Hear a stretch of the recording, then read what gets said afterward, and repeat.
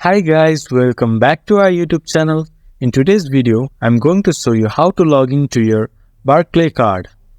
Follow my simple steps to know how to log into your Barclaycard. If you are new to the channel, do subscribe for more similar videos. Now let's proceed to the video. First of all, go to your browser and default search engine, then search Barclaycard login. Click the first link that shows up or go to www.barclaycard.co.uk. It will then take you to the official website of Barclaycard. Click Login from the top right corner of the page. After the page is loaded up completely, enter your username or 9-digit ID number.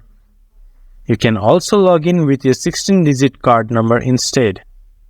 To make login easier for next time, you can click on Remember these details.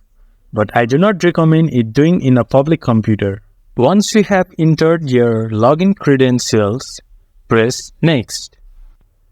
And if you are new to the Barclaycard, you can register your new account from here. This much for today's video. Comment down your thoughts on this video. If you guys find our video helpful, do subscribe us on our channel and hit the bell icon. See you guys in next video. Bye bye.